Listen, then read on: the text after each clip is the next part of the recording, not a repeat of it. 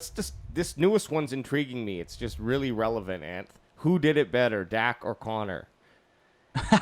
That's pretty funny. So for more gems like that. So anyone that watched the UFC last night, you obviously know Conor McGregor broke his ankle in a gruesome fashion, and it kind of brought me back to Dak Prescott blowing his ankle out against the Giants back in October.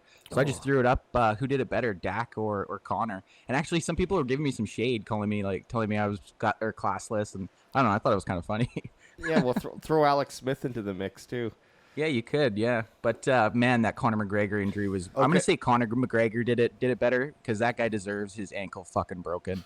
Honestly, it was such a. I mean, we might as well just talk about it. Then we can jump into some Cowboy stuff. Rare that we go this way, but also encourage sometimes.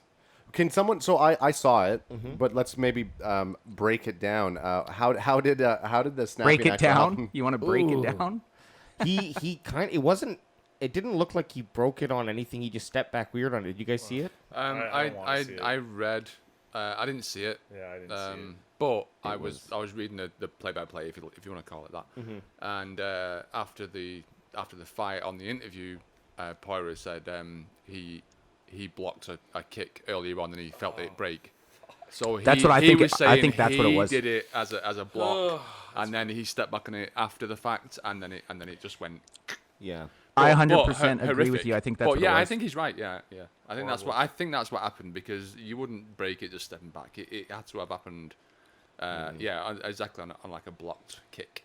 Ugh. So I was watching it last night. And I that's exactly what happened. Like Connor was throwing some pretty deadly kicks, and Poirier was blocking them. And like you just said, a world-class athlete doesn't just break his ankle by stepping backwards off a punch. So I think it definitely probably got.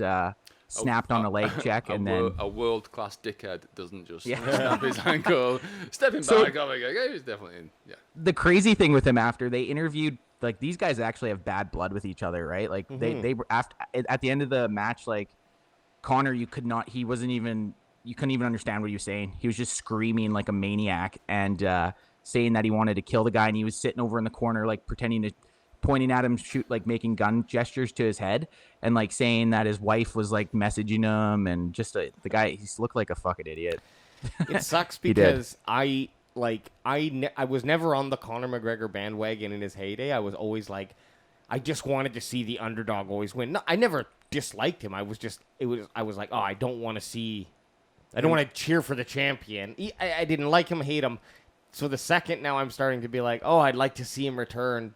Now he does all of the things that I don't like what fighters do. Like why I liked him even when I wasn't cheering for him was because he had that respect still for the opponent when he lost. And he could talk a mean game, but then when the fight was over, it was like, hey, this was a competition. We were trying to sell tickets, or this is part of the game, right? Like getting in each other's heads.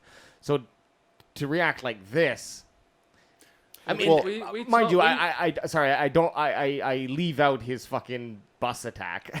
Right. Well, we talked about it a little bit last week. We touched on it about how he plays a role, right? And that's part of his persona. No, this was Otherworld, man. That's what I'm saying. That's what we talked about last week. And then this week, this happens, and he was just a grey day bellend. Like, yeah, he was. Just okay. Can you explain to us? Oh, that's right. Bellend is a dickhead. Got it. Yes. The thing, and obviously now this is a first. We're getting right into bringing up the Paul brothers' name, but just because we're on the McGregor, who had 8 minutes for ad bringing it up. Hey, but new record. But did you guys see he spent $100,000 and he had this. Diamond Conor McGregor, like the meme where McGregor's sleeping against the side of the cage. Can you bring it up, Alex? Yeah. He spent $100,000, got a necklace made for it, so that when he went to the fight, he's trying to troll McGregor to do a fight. So they're saying after Tyrone Woodley, Jake Paul is trying to bait Conor McGregor into a fight. So anyway, so he gets this necklace made. Here, I'll bring it up on the screen. I'll bring it up on the screen 1 second. So he gets this necklace made by his jeweler. It's $100,000 he spent on it, and it's a little action figure of McGregor sleeping. And then after the fight, Jake Paul tweeted Poirier, and he's like, "Hey, let me know if you want me to send this to you. I got you. And Poirier's like, yep, send it. And he goes, do you want me to break the leg off or do you want to do it? So anyways, That's some grade A trolling, but can you imagine if Jake Paul was in an actual octagon with Conor McGregor? Oh, Okay, yeah. but this is the thing. Jake Paul's probably going to get a fight with McGregor if he keeps fucking fighting the way he's fighting in the UFC. Like if he fights in the UFC and loses not 2 in the more, fucking octagon. He's gonna wait for him No, outside not in his the fucking octagon. house. yeah, but look at that thing. That is pretty good though. Yeah, to be fair. that's not a Look, if the next fight for McGregor very well might be against a Paul, bro, because it's gonna pay more than anything else. Think about it this way: even if it is, everybody will for sure pay for that because they want to see McGregor beat up a Paul.